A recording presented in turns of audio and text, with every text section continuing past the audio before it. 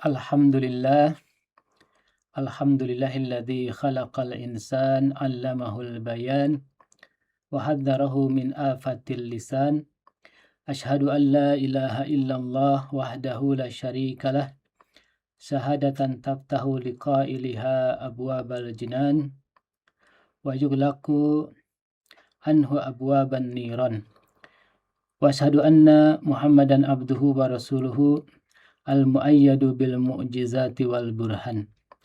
Allahumma salli wa sallim ala nabiyyina Muhammadin wa ala alihi at-tayyibin at-tahirin ahlal birri wal iman. Assalamu alayka ayuhan nabiyyu wa rahmatullahi wa barakatuh. Assalamu alayna wa ala ibadillahis salihin. Assalamualaikum jami'an warahmatullahi wabarakatuh. Ibu dan Bapak, para pemirsa Majulah Ijabi TV dimanapun berada, alhamdulillah kita masih diberikan kesempatan untuk menikmati jamuan Allah Subhanahu wa Ta'ala, keberkahan bulan suci Ramadan. Semoga puasa dan amal ibadah kita di bulan yang penuh berkah ini dapat kita laksanakan dengan sebaik-baiknya. Kajian kita pada kali ini insya Allah mengambil sebuah tema besar, yaitu tentang satu kitab Risalatul Huquq. Kitab ini merupakan warisan terpenting dari Imam Ali Zainal Abidin alaihi salatu wassalam, yang berisi berbagai nasihat khususnya terkait dengan hak dan kewajiban kita sebagai hamba Allah Subhanahu wa Ta'ala. Melanjutkan kajian para guru sebelumnya, pembahasan kita pada kali ini yaitu tentang hak lisan atau hak lidah. Dalam kitab Risalatul Huquq dikatakan bahwa innal lisan min ahammil jawarih fi badnil insan. Bahwa lisan itu adalah bagian terpenting dari anggota tubuh kita, dari anggota tubuh seseorang. Nah, mengapa lisan ini merupakan bagian terpenting bagi kita? Karena memang lisan ini dapat menentukan kemuliaan seseorang sekaligus juga menentukan kehinaan seseorang. Melalui lisan akan mengantarkan seseorang pada derajat yang mulia, tapi di sisi yang lain, di saat yang sama, lisan pula yang dapat menghantarkan seseorang pada derajat yang hina. Tatkala seseorang mampu menjaga lisannya, maka ia akan mendapatkan derajat kemuliaan. Tapi sebaliknya, tatkala ia tidak bisa mengendalikan lisannya, maka akan jatuh pada kehinaan. Dalam sebuah riwayat dikatakan, salamatul insan fi hifdil lisan. Jadi selamatnya seseorang itu tergantung sejauh mana dia mampu mengendalikan atau menjaga lisannya. Nah, di era saat ini saya kira ini menjadi penting karena betapa banyak hal, betapa banyak kejadian seseorang terjatuh hanya karena tergerincir dari lisannya. Sehingga menjadi penting bagaimana kita menjaga hak lisan yang dianugerahkan oleh Allah Subhanahu wa Ta'ala.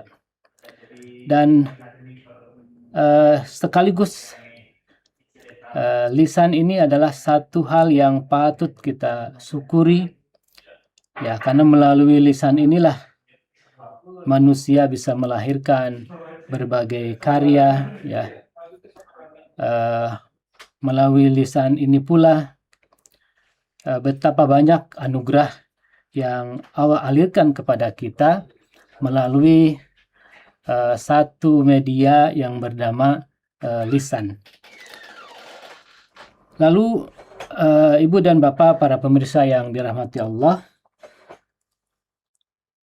apa saja yang menjadi hak-hak lisan itu yang harus kita perhatikan? Nah, menurut Imam Ali Zainal Abidin alaihi salatu wassalam, di antara hal-hal yang harus kita perhatikan, yang pertama, hak lisan itu adalah yang harus kita perhatikan adalah ikramuhu anil khana. Jadi hak lidah itu memuliakannya, ya, atau menjaganya dari perkataan yang keji atau perkataan yang kotor, ya. Misalnya kita sering melihat ungkapan kebencian atau hate speech, ya, di media sosial, misalnya sering kita melihat itu.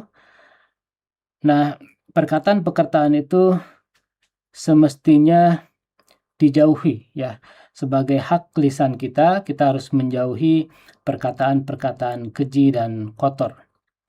Bahkan hal-hal seperti itu dapat merusak ibadah puasa kita. Dan guru kita, Allah yarham, Kiai Haji Dr. Jalaluddin Rahmat, mengingatkan melalui sebuah cerita dalam tulisannya bahwa di saat bulan Ramadan, di masa baginda Nabi Shallallahu Alaihi Wasallam, ada seorang perempuan yang kebetulan saat itu dia sebenarnya sedang berpuasa. Tetapi terdengar berita dan sampai kepada baginda Nabi Shallallahu Alaihi Wasallam bahwa perempuan ini mencaci maki, memarahi pembantunya dengan kata-kata yang kotor. Sehingga baginda Nabi Shallallahu Alaihi Wasallam meminta salah seorang sahabatnya untuk menghadirkan perempuan tersebut ke hadapan baginda Nabi Shallallahu Alaihi Wasallam, dan perempuan itu datanglah menghadap baginda Nabi, dan baginda Nabi Shallallahu Alaihi Wasallam menyiapkan hidangan, minuman dan makanan. Setelah perempuan itu hadir ke hadapan beliau menyuruhnya agar dia minum dan makan. Nah, tetapi perempuan itu mengatakan, "Ya Rasulullah, bagaimana mungkin aku harus makan atau minum, ya, sementara aku ini sedang berpuasa?" Nah, apa jawaban baginda Nabi Shallallahu Alaihi Wasallam? Beliau katakan, "Mana mungkin kamu berpuasa sementara kamu baru saja aku mendengar bahwa kamu menyakiti atau berkata-kata yang kasar memarahi pembantumu sementara kamu sedang puasa." Nah, dari cerita ini ingin mengatakan bahwa perkataan yang tidak baik itu dapat merusak ibadah puasa seseorang, merusak kualitas ibadah puasanya. Nah, puasa yang seperti itu dalam riwayat yang populer sering kita dengar, itu puasa yang tidak mendapatkan apapun dari puasanya kecuali hanya rasa haus dan lapar saja. Rubba siyam laisa min siyamihi ilal ju' wal atas. Jadi banyak orang yang berpuasa hanya saja tidak mendapatkan apa-apa dari puasanya kecuali lapar dan haus saja. Nah, jadi yang pertama merupakan hak lisan itu, kita harus menjauhkan lisan kita dari kata-kata yang tidak baik. Dan di tengah-tengah kita, saya kira ini sebagai pembelajaran bagi kita semua. Mungkin belum lama bagaimana ada satu contoh para public figure, ya, para pejabat menunjukkan komunikasi yang tidak empatik, bahkan dengan kata-kata yang tidak baik, sehingga akibatnya apa? Melahirkan respon yang tidak baik pula, ya. Belakangan ada beberapa pejabat yang melakukan itu dan mengundang kemarahan masyarakat sampai terjadi sebuah kerusuhan atau penjarahan misalnya. Nah, itu kalau kita lihat apa penyebabnya ya, dari beberapa public figure tersebut itu disebabkan karena masalah lisan ya. Karena tidak mampu menunaikan hak lisan, yaitu untuk tidak berbicara atau menjauhi pembicaraan yang tidak baik atau pembicaraan yang keji dan kotor. Selanjutnya, para pemirsa yang dirahmati Allah, yang menjadi hak lisan berikutnya adalah ta'widuhu ala maqalatil khair ya. Membiasakan dengan perkataan yang baik. Hamalahu ala talafud bil adab wal kalamut tayyib. Menggunakan lidah itu untuk berbicara dengan pembicaraan yang baik, pembicaraan yang sopan dan santun ya. Nah, bagian ini sebetulnya mengingatkan kepada kita untuk membiasakan diri kita selalu berucap, selalu berkata dengan perkataan yang baik ya. Perkataan yang baik ini kalau kita lihat dalam beberapa riwayat begitu penting ya, karena memang ini bagian dari tanda keimanan seseorang. Misalnya dalam riwayat dikatakan man kana yu'minu billahi wal yaumil akhir fal yukrim atau fal yakul khairan aw liyasmut ya. Barang siapa yang beriman kepada Allah dan hari akhir, maka hendaklah ia berkata yang baik. Kalau kita tidak bisa berkata yang baik, lebih baik diam. Nah, jadi perkataan yang baik itu salah satu tanda dari keimanan seseorang. Makanya menjadi penting ya kita menunaikan hak lisan kita dengan berbicara yang baik. Nah, bahkan menurut para psikolog, perkataan yang baik ini memiliki dampak yang signifikan pada seseorang yang mengucapkannya. Misalnya terhadap kesehatan mentalnya dia akan lebih baik ya, akan mampu mengelola emosinya, bisa berpikir lebih tenang, berpikir solutif ya. Kemudian menurunkan tingkat stres misalnya. Bahkan itu juga bisa menguatkan imunitas tubuh seseorang dengan perkataan yang baik. Dan yang paling penting, dengan perkataan yang baik itu sebagaimana tujuan yang diajarkan oleh baginda Nabi Shallallahu Alaihi Wasallam, perkataan yang baik itu dapat menjalin hubungan yang baik di antara sesama ya. Kebetulan sehari-hari saya berkecimpung di sekolah. Nah, di sekolah kami itu biasanya ada satu program pembiasaan bagaimana anak-anak itu supaya terbiasa berbicara dengan pembicaraan yang baik dan santun ya. Sehingga kita ajarkan bagaimana mereka misalnya menyampaikan kata-kata apresiatif ya, seperti kalau misalnya mendapatkan bantuan dari temannya jangan lupa untuk mengucapkan terima kasih misalnya ya, atau ketika berbuat kesalahan dia mengucapkan permohonan maaf dan sebagainya. Nah, ini berbicara yang baik itu dampaknya luar biasa ya bagi seseorang yang menyampaikannya, seperti yang tadi saya sampaikan, bahkan memiliki dampak psikologis yang cukup penting. Kemudian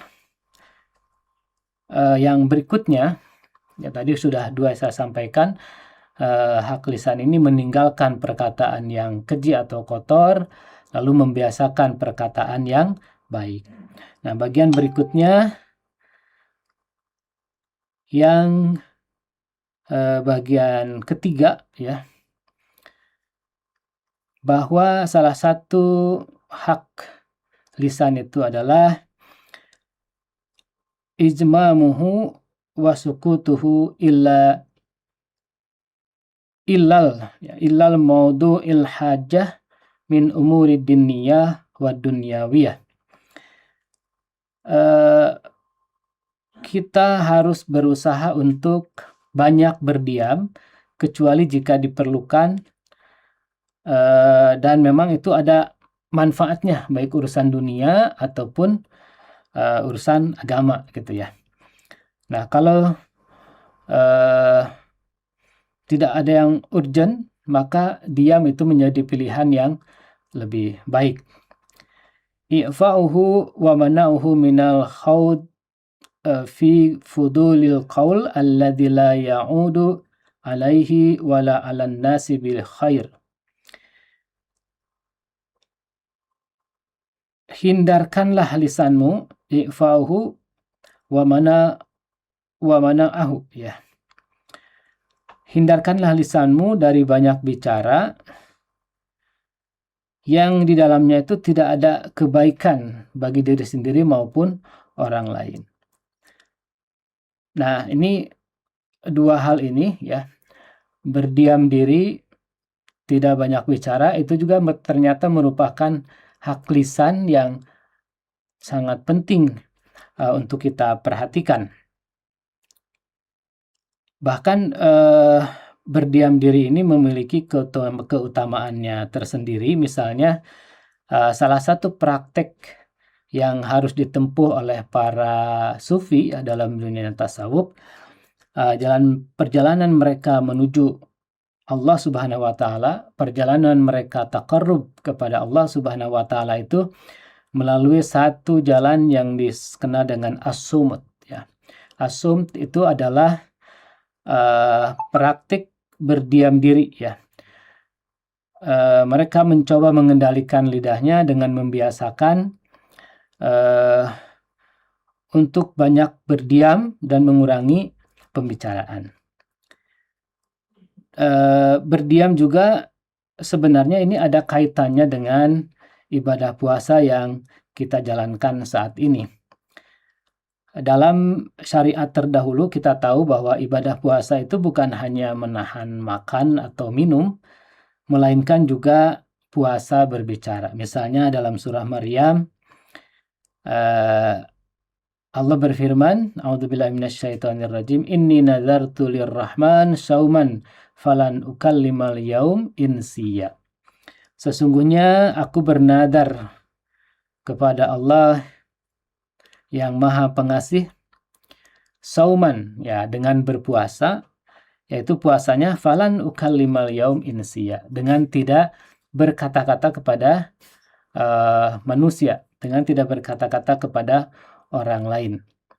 Jadi Sayyidah Maryam alaihi salatu wassalam menjelang dianugerahkannya seorang putra yaitu Nabiullah Isa alaihi salam, beliau bernadar untuk puasa, tapi puasanya itu adalah puasa bicara. Nah, jadi mengurangi pembicaraan ini ada dampak yang sangat baik bagi seseorang. Selain tadi meninggalkan perkataan yang kotor, bicara yang baik, tetapi ada juga fase berikutnya, yaitu hak lisan itu kita tidak terlalu banyak berbicara.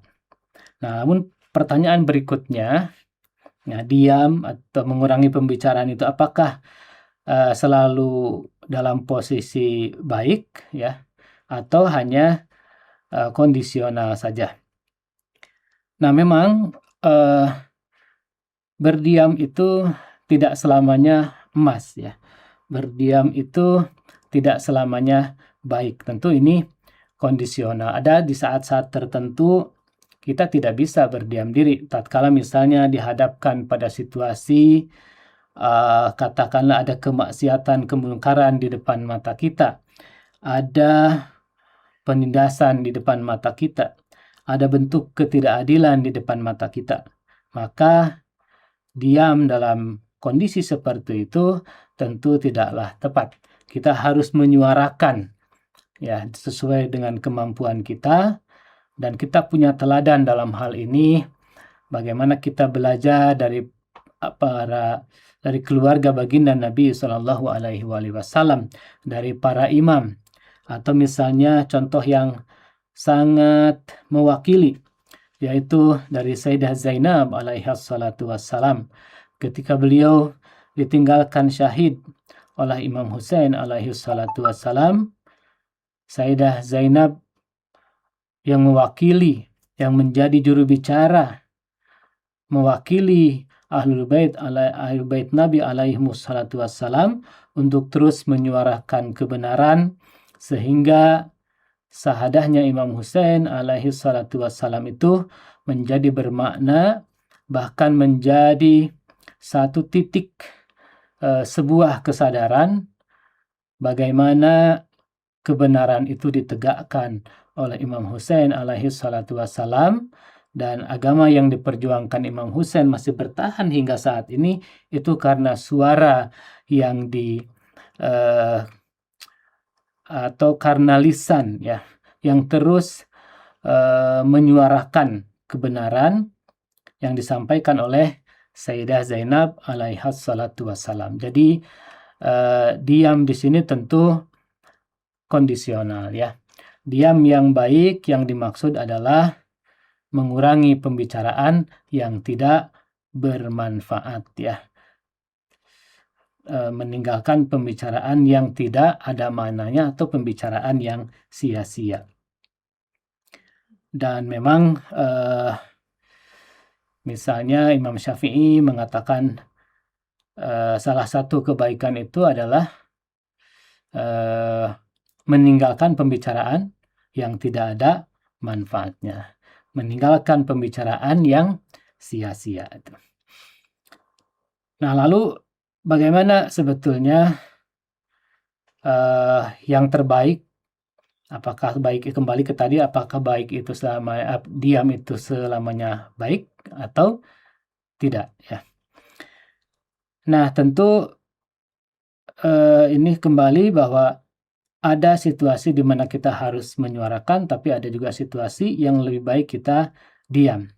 Sehingga kita bisa melihat salah satu ungkapan dari Amirul Mukminin Imam Ali alaihi salatu wassalam.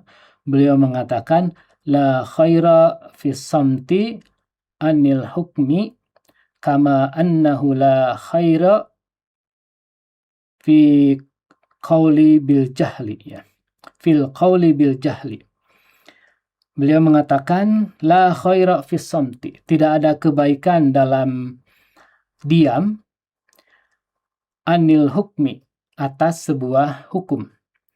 Kama annahu la khaira,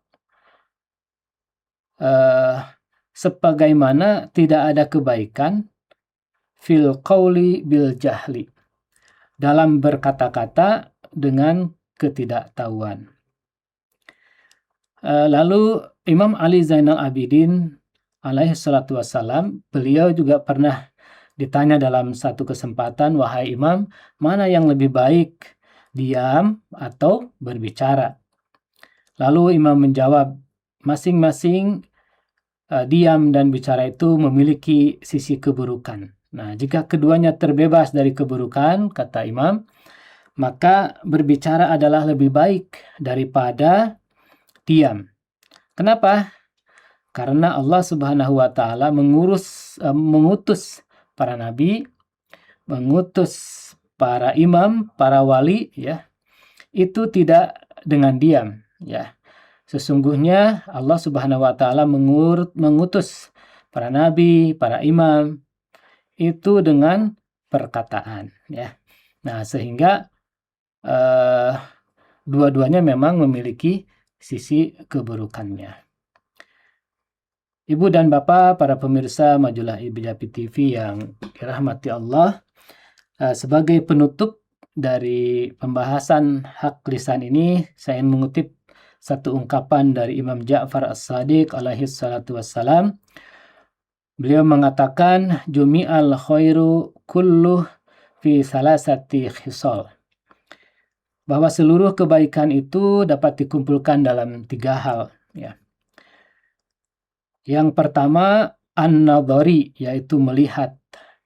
Was-sukuti wal kalami. Yang kedua adalah diam, dan yang ketiga adalah berbicara. Jadi kebaikan itu ada 3 hal, dikumpulkan dalam 3 hal. Pertama melihat, kedua diam, dan ketiga adalah berbicara. Lalu beliau melanjutkan, fakullu nadharin laisa fihi i'tibarun fahuwa sahwun. Setiap pandangan yang di dalamnya tidak ada pelajaran adalah merupakan kecerobohan, ya, dan kesia-siaan. Lalu wa kullu sukutin laisa fihi fikrun fahuwa ghaflatun. Setiap diam yang di dalamnya tidak ada pemikiran, itu pun merupakan sebuah kelalaian. Wa kullu kalamin laisa fihi dzikrun fahuwa lagwun. Ya. Kemudian setiap pembicaraan yang di dalamnya tidak ada zikir, tidak ada mengingat Allah Subhanahu wa taala, itu merupakan sebuah kesia-siaan. Fatuba liman kana nadharuhu ibran wa sukutuhu fikran wa kalamuhu dzikran. Maka berbahagialah siapa yang penglihatannya adalah belajar, diamnya adalah berpikir, dan bicaranya adalah berzikir, selalu mengingat Allah Subhanahu wa taala. Ibu dan Bapak, para pemirsa majalah IBJAPI TV yang dirahmati Allah, demikian ya kajian yang bisa saya sampaikan pada pagi ini. Mudah-mudahan memberikan manfaat buat kita semua, menjadi pengingat buat kita betapa pentingnya kita memenuhi hak lisan sebagaimana yang diajarkan oleh Imam Ali Zainal Abidin. Jadi kalau kita simpulkan ada 3 hal tadi. Yang pertama, menjauhi perkataan yang kotor atau keji. Yang kedua, membiasakan dengan perkataan yang baik. Yang ketiga ini, kita harus melatih banyak berdiam atau puasa bicara, ya. Karena banyak hal gitu ya, pembicaraan yang meresahkan di tengah-tengah kita, mungkin itu perlu kita latih supaya kita belajar berdiam diri sejenak. Nah, akan tetapi berdiam ini tidak pada satu kondisi, ya. Ini sifatnya kondisional. Ada saatnya kita berdiam, itu merupakan tindakan yang tepat, tapi juga justru saat yang tepat itu kita harus menyuarakan sebuah kebenaran, dan diam bukan sebagai pilihan terbaik. Demikian, sekali lagi mudah-mudahan bermanfaat. Mohon maaf jika ada yang kurang berkenan. Wa ma taufiqi illa billah, alaihi tawakkaltu wa ilaihi unib. Wassalamualaikum warahmatullahi wabarakatuh. Bismillahirrahmanirrahim. Allahumma salli ala Sayyidina Muhammadin wa ali Sayyidina Muhammad. Allahumma zayyinni fihi bis-sitri wal-'afaf, واسترني فيه بلباس القنوع والكفاف، واحملني فيه على العدل والإنصاف، وآمني فيه من كل ما بعصمتك يا عصمة الخائفين.